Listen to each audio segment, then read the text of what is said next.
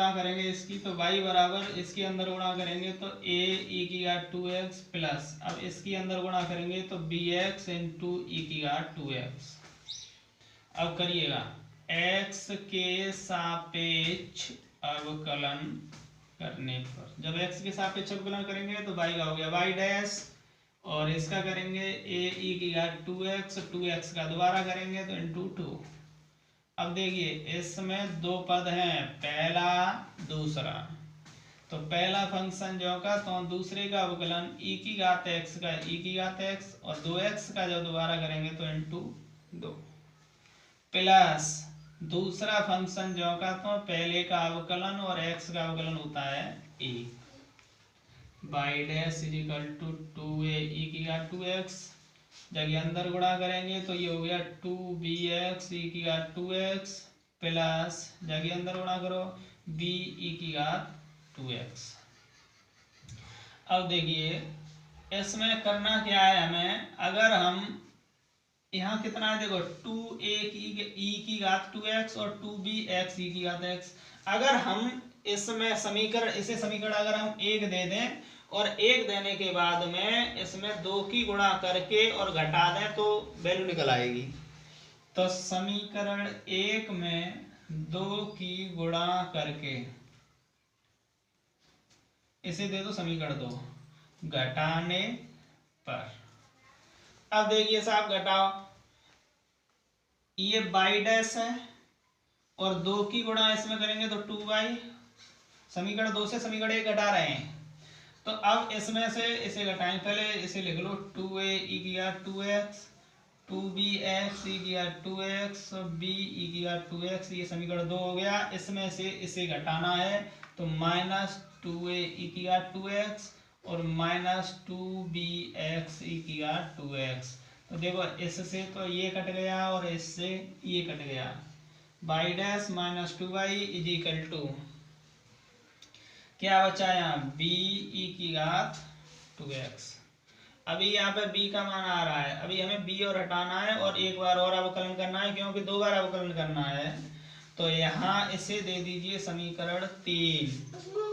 अब पुनः x के सापेक्ष अवकलन करने पर तो इसका हो जाएगा y डबल डैश और 2y डैश b e की घात x का अवकलन e की घात x और जाकर दोबारा करेंगे तो इंटू 2।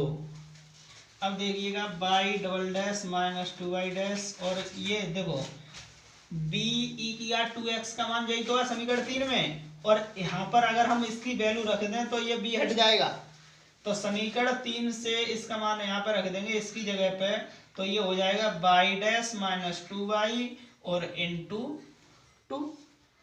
अब y double dash minus 2y dash अंदर गुणा कर दो 2y डैश माइनस 2 दूनी 4y पक्षांतर कर लो तो y double dash minus 2y dash minus 2y dash plus के 4y इज इक्वल टू 0।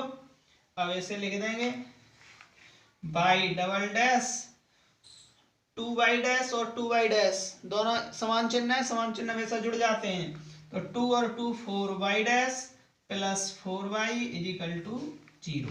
यही है अवकल समीकरण। देखिए इसी प्रकार ये 5वां सवाल है, तो इसमें भी इसमें 2 पद हैं, ये पहला है और इस पूरे को हम दूसरा पद मान लेंगे।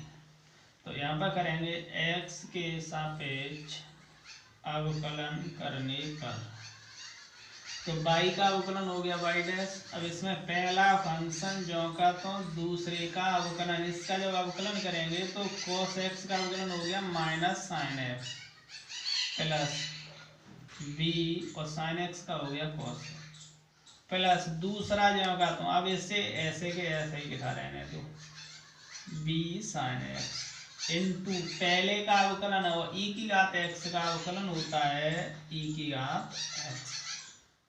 अब इन दोनों में से e की घात x कॉमन ले लें तो क्या बचेगा minus a sine x plus b cos x और यहाँ पर बच गया a cos x और प्लस b साइन x।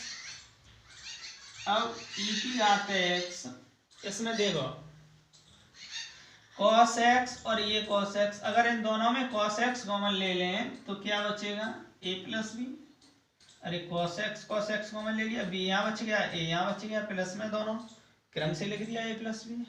और इन दोनों में अगर हम sin x कॉमन ले लें तो माइनस का a बचेगा और प्लस का b।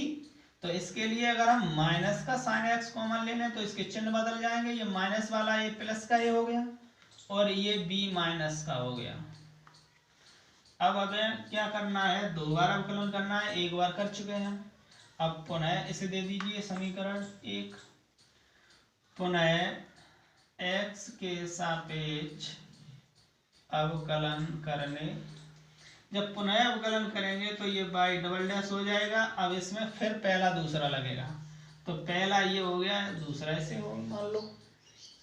तो पहला फंक्शन जो होगा तो दूसरे का अवकलन करेंगे तो cos x का हो गया माइनस साइन एक्स, और साइन एक्स का होता है cos x a minus B. अब दूसरा जो होगा तो ये वाला पूरा ऐसा का तैसा ही लिखा रहेगा, cos x a plus B minus sine x a minus b into पहले का अवकलन और e की घात x का अवकलन होता है e की घात x। अब फिर इन दोनों में से e की घात x कॉमन ले लो। जब e की घात x कॉमन लेंगे तो यहाँ पे बचेगा माइनस का sine x a plus B minus का cos x a minus B और plus cos x a plus B और minus sine x a minus B.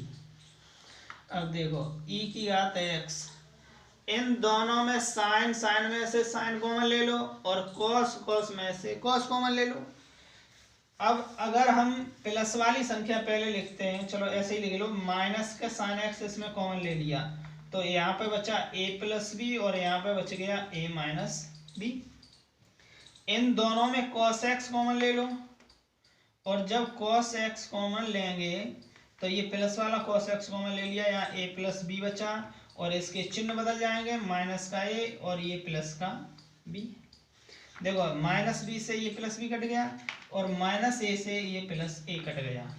इसे हम ऐसे लिख दें, cos x एक बी और एक बी 2b हो गए और एक ए 2a हो गया, यानी cos x into 2b minus sine x into 2a। अब इतना स्क्रीनशॉट ले लें इसका पहले, उसके बाद ले लिया होगा। अब देखें यहाँ से आगे तो कॉमन लो, तो यहाँ हो गया बाई डबल डैश 2e की घात x और यहाँ पे बचा cos x into b minus sine x into a। यहाँ से 2 का पक्षांतर करेंगे तो 1/2 बाई डबल डैश e की घात x और b cos x minus a sin x। इसे दे दो समीकरण 2। अब समीकरण जो पहले मेन सवाल था उसे और इसे हम जोड़ देंगे।